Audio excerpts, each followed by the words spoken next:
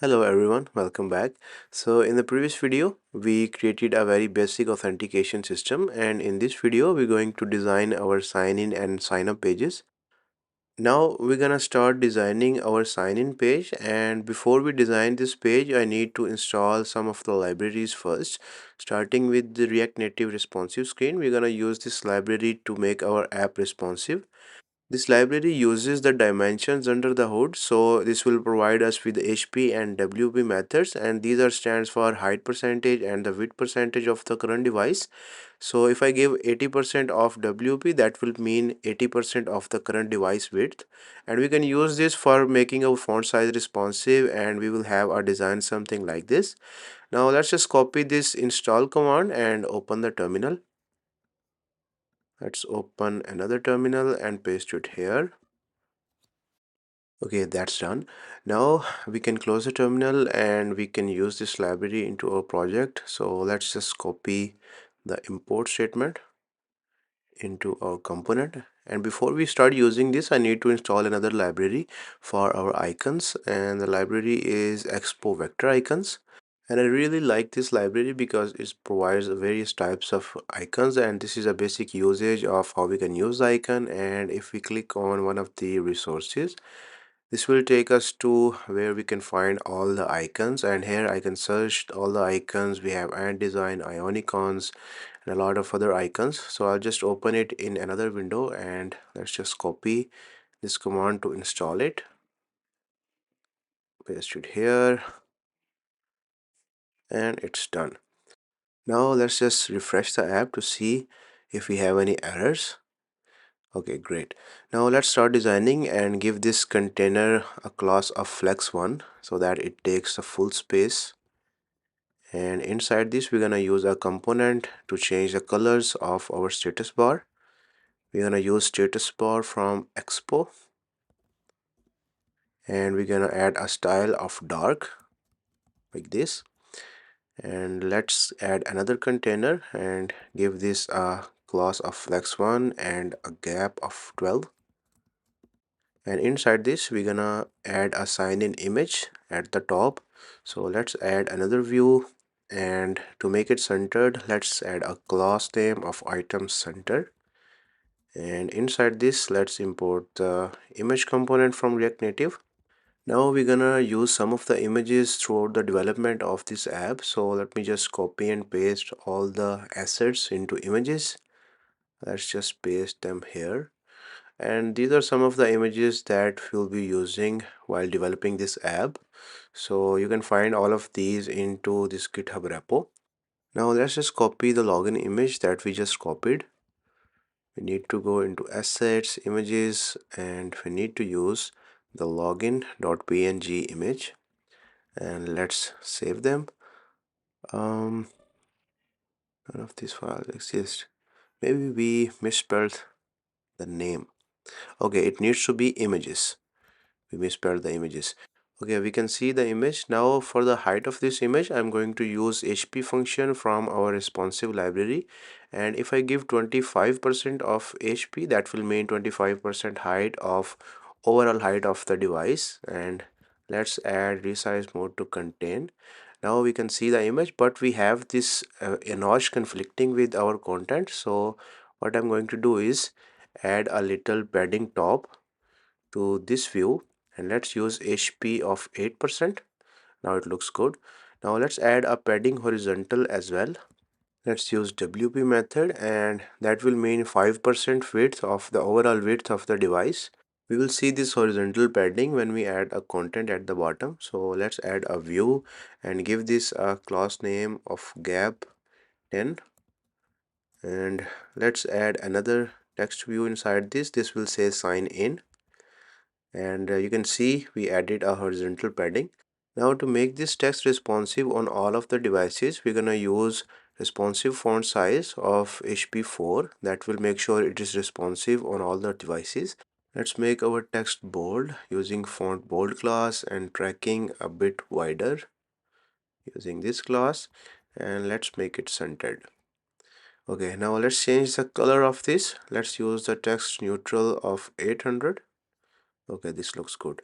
Now under this text, we're gonna use a form and we're gonna add all the inputs. So let's add a comment and a view. This will be a wrapper for our email input, so I'm going to give it a height. Let's use HP of 7 and let's add a class name because we're going to use an icon and the input inside this. So I'm going to make it flex row and a little gap of 4, padding horizontal of 4, and for the background color let's use neutral 100, item center, and to make them rounded let's use rounded to XL. Okay, now here we're gonna use an icon from our expo vector icons. So let's go to the documentation and we already opened the list of all the icons. So here you can search any kind of icon. I'm going to search for mail icon and you can find a bunch of mail icons that you can use, but I'm looking for the one from Octicons. So let's see where it is. Okay, here. So I'm going to use this icon from Octicons. So let's go to our app and here if I just type Octicons, this will auto import. And here first we need to provide a name of the icon, which is mail, and then the size, which will be HP 2.7, and the color, let's just use gray, and let's save it. Okay, it looks good. Maybe we need to reduce the border radius. Let's use rounded XL. Okay, great. Now after this icon we need to use a text input, so let's import the text input component, and we need to use the responsive font size. So let's add a style and give this a font size of HP2, and after this let's add a class name and let's use flux1 so that it takes the full space in our container. Font semi bold and the text color should be neutral 700. Now let's save this and we have the input, but let's add a placeholder. Placeholder will be email address, and let's add a color for this placeholder, which will be gray, and let's save this. Now we can see the placeholder and it looks good. Now we're gonna copy this one more time for our password input field as well. So let's copy this whole view and we will just change the placeholder from email address to password, and let's save this. um, we need to reduce the space between these two inputs, so let's add another view and give this a class name of gap4, and we will just move these inputs inside this to reduce their spacing. Let's indent them and save them. Okay, now it looks good. So we already have the email icon, but now we need to find the icon for password. Let's go to our expo vector icons and look for lock icon. I think we can find the lock icon in Octicons. So this is the icon that we're gonna use from Octicons. Let's replace the name to log and save this. Now we have both the icons right. Now after this view, we are gonna add another text at the bottom that will say forgot password. Let's add a view and give this a class name of gap3, and we're going to move this last input inside this so that our last input and forgot password text have a little gap, and inside this we're going to add a text view, and inside this we are going to say forgot password. Okay, we can see the text. Now to make it responsive, let's add a style and give this a font size of HP 1.8, and it should be on the right side. So let's add a class name to make it semi bold, text right, and it's on the right side.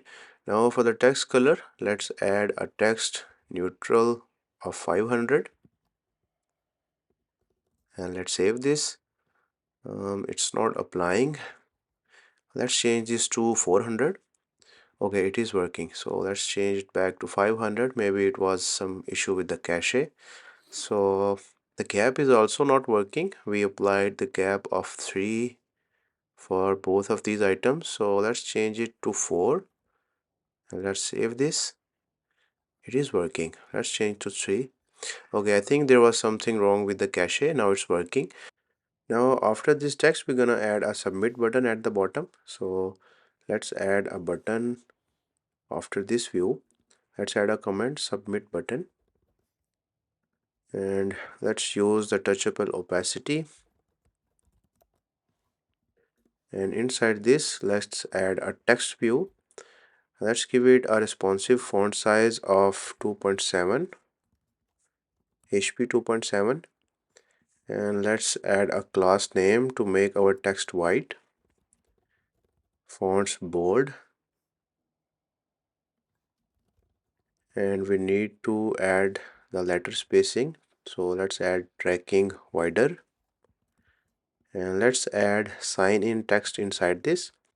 You won't be able to see it because the text is white, so let's add a background color, and we're gonna use the background of indigo 500, and let's save this. Let's refresh the app. We should be able to see it. Okay, so here we have our button. So let's add some more properties. We need to make it rounded XL, justify center, and item center. Let's save this. Now I need to add a height to this button, so let's add a style and give this a height of HP 6.5. Let's save this, and it looks great. So after this button at the bottom, we need to add a text that will say if user haven't signed up, then we need to provide him a button to go sign up here. So after this touchable opacity, let's add another comment, sign up text, and let's add a view and give this a class name of flex row. We're using flex row because we are going to add two text properties in this view. So let's add a text view, and let's say don't have an account question mark, and after this text view we're going to say sign up. And if I save this, you will see sign up. We need to have a little space, so let's just add a space after this question mark. Okay, great. Now let's add a responsive font size to both of these text views. So let's select both of them and add a style property, add a font size of HP 1.8, and let's add a class name to make them bold. Let's add font semi bold and text neutral 500 for the color of the text. Let's save them.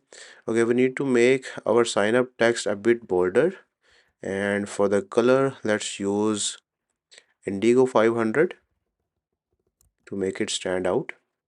Okay, great. Now we need to be able to move to the sign up page when we click on this, and for that we need to wrap it in a pressable component. So let's add a pressable, and we need to move this text inside this. And to be able to move to the next screen, we need to use the router. So let's declare our router, and we need to use the use router hook from expo. Now let's add an onPress method on this pressable, and using our router we need to push the route name, which is sign up. Let's save this. Now if I click on this button, we should go to our sign up page, and it's working. Now let's refresh, and the next thing we're gonna do is store our email and password values somewhere. And I'm not going to use state variable for that because every time state updates, it re-renders the whole page. So I'm going to use the reference to hold the values for email and the password. And currently I'm going to use the empty string for both of the values, and then we're gonna have another function to handle the login process, and this will be triggered every time user clicks on the sign in button, and this is going to be an async method. Now when the value changes inside this input, we're going to update the current value of the email reference. So let's change email ref dot current value to the value given by this component. And let's copy this for the password as well. Using this method won't re-render every time user presses a key, so that is very useful. Now let's add our handle login function on this touchable opacity.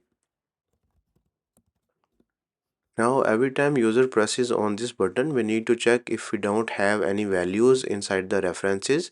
We need to show a message. So let's check if we don't have any value in the email reference, or we don't have any value in the password reference.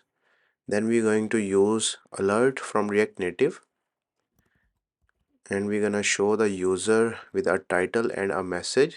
Title will be sign in, and the message is going to be please fill all the fields. Okay, now we need to return from here, and after this, if we have both of these values, then we will begin the login process. So let's just add a comment login process. Let's save this. Now if I click on this button, we will see this error because I haven't added any value, and if I leave one field blank, we will still get this error. And let's add both. Okay, we need to change this to secure text entry.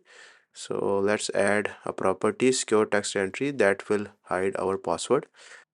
Okay, great. Now when we are signing in the user, we need to show a loading state instead of this sign in button. And for that, we're going to use lottie animations to show a loading animation.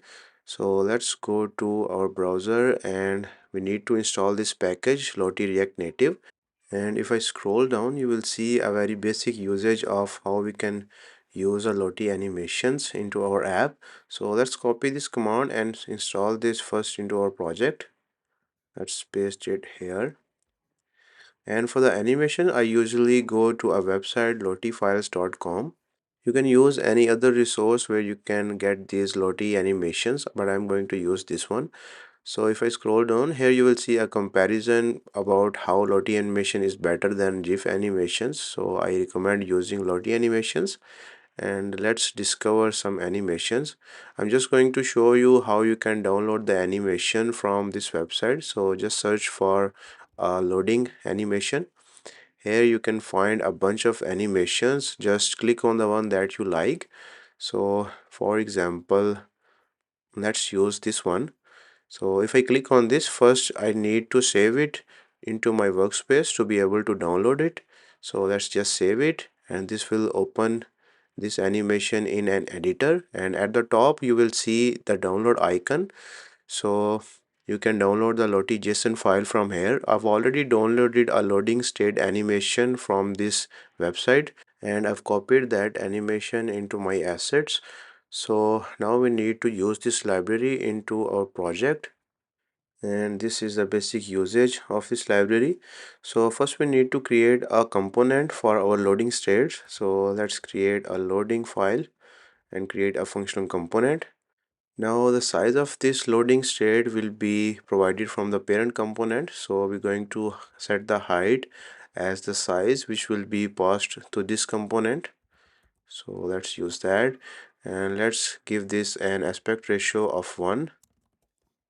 Now here I'm going to display the lottie view, and we need to import the lottie view first. So let's just copy this import statement, and let's add our lottie view and give this a style of flex1. And for the source, I've already added a lottie animation file into our assets. So let's require that into our assets, images, and the file name is loading.json.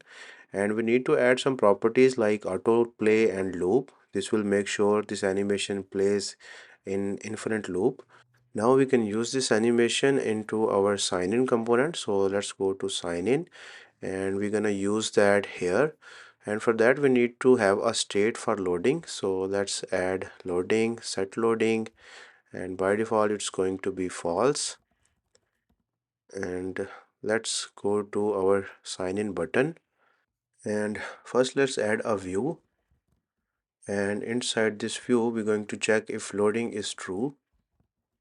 Then we're gonna show a loading, otherwise we're going to show this touchable opacity. So let's just copy this and move this to else part, and let's indent it. Now here let's add a view and give this a class name of flex row and justify center so that our loading state should display in center. Let's close this, and here we need to import our loading component that we just created, and we need to pass the size. So let's use hp8 for the size of our loading animation, and let's save this. Now to be able to see it, we need to toggle our loading state, so we need to make it true, and let's save this. Okay, we can see our loading animation. Maybe let's just reduce the size to 6.5. Okay, that's better. So we can display our loading animation, so let's make it false, and this will be displayed while signing in when we create this login process. So our sign-in component is complete. Now we're gonna work on our keyboard awarding view, but because we don't have a lot of inputs on this screen, so we will do it in our sign up screen. Now we need to copy all of this code because the sign up screen will be very similar. So let's copy this into sign up screen, and we'll just make a few changes starting with the name of this component, sign up. Then this function will be handle register. So let's change this, and let's reduce the padding top to 7. We also gonna use a different image for our sign up screen, so I've already stored it. It's called register.png. So if I save it and go to our sign up page, we get an error. That's because we changed the function name to handle register and we use handle login. That's why we're getting this error. Okay, so still a lot to change. We need to change this text to sign up. So let's find this. Okay, here we need to change this to sign up. Let's save this, and we also don't need this forgot password as well, so we need to remove this container and remove this text as well, and let's indent them. Now let's change that button text to sign up, and here at the bottom we see this don't have an account. We need to change this as well. This should say already have an account, then press here to sign in, not sign up. And because we changed the text, it needs to go to sign in page, not sign up. So let's change the route name to sign in. Let's save this. Now if I press on this button, this should go to sign in, and if I press on sign up, it should move to sign up. Now here we need to add some more input fields, but before that we need to reduce the size of this image. Let's use HP20. Okay, now for our next inputs, let's define our references.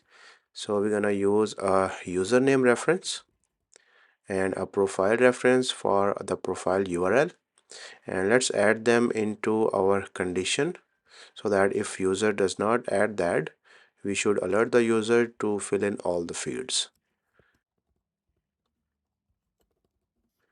And we need to change the alert message to sign up, and this will say please fill all the fields, and this will begin the register process.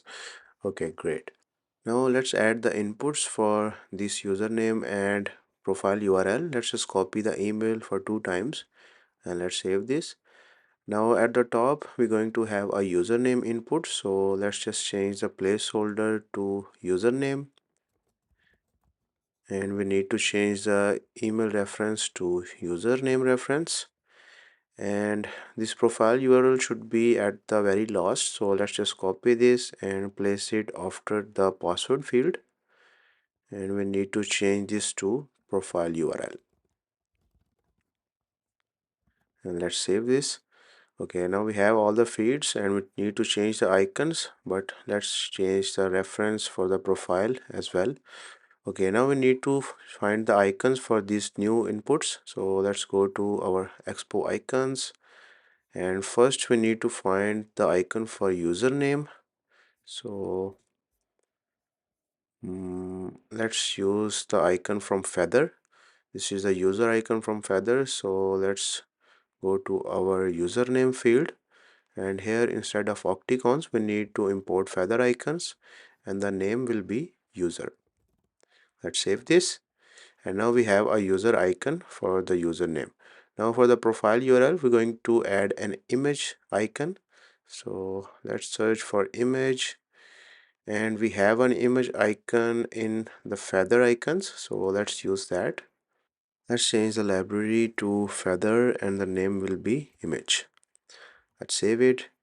Now we have all the icons and all the inputs are looking great.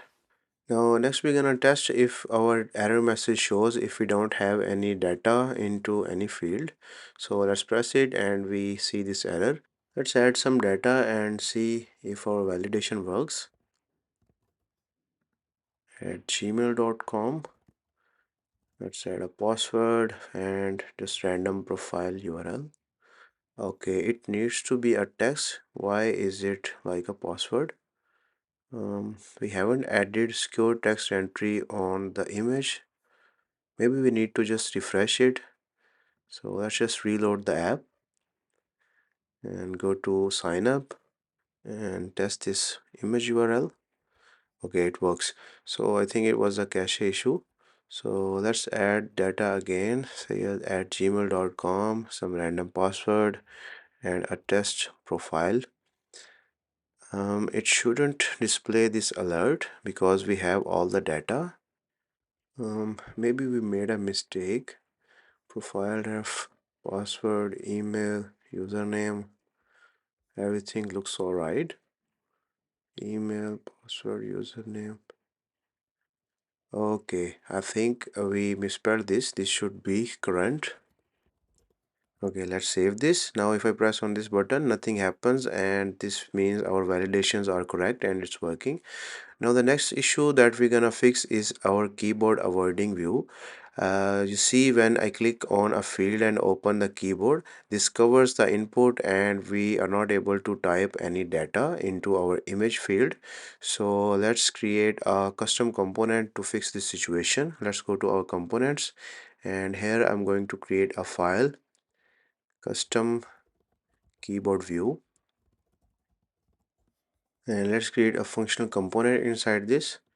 We are going to remove all of this code and we're going to use a component from React Native, which is keyboard avoiding view, and inside this we're going to add a scroll view so that all of our content should be in a scrollable view. Let's create this, and here we need to render the children's because we're going to wrap our sign in and sign up pages with this custom keyboard view, and they will be displayed under this scroll view. Now let's add a behavior property on this keyboard avoiding view, and this is different for iOS and Android devices, but we can check if we are currently on iOS or not using the platform.os property. This will give us an iOS string if we are on iOS device. Now using this, if we are on iOS, the behavior will be padding, and if we are on Android devices, this will be height. Okay, now let's add a style for this keyboard avoiding view as flex1. Now let's add some properties to our scroll view. Let's give this a style of flex1, and we're gonna make the bounces to false so that when you scroll the counted and it bounces on the edges, that shouldn't happen. And we need to hide the vertical scroll indicator as well. Now you can also wrap this in a touchable opacity and dismiss the keyboard when you click on it, but I found out that it already does that, so I don't need to do that. Now let's go to our sign up page and start using this component. First let's reload the application. Okay, we need to go to our sign up page, and here instead of this wrapper, let's import our custom keyboard view, and let's copy this close tag and replace it here.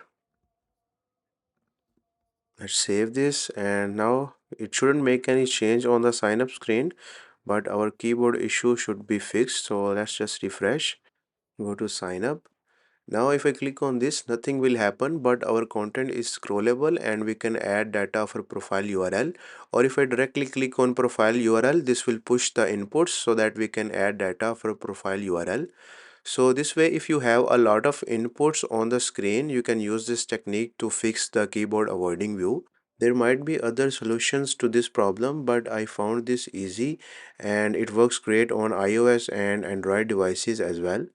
So now we need to implement this on our sign in screen as well. So let's go to sign in component, and instead of this view, we're gonna import custom keyboard view, and let's copy this for our closing tag. Let's save this. Okay, so we don't have the keyboard issue on this screen because we only have two fields. But if we were on a smaller screen, then maybe we would have faced this issue. So that's why I added the custom keyboard view. Okay, so this is it for this video, and in the next video we'll work on Firebase authentication. So see you in the next video.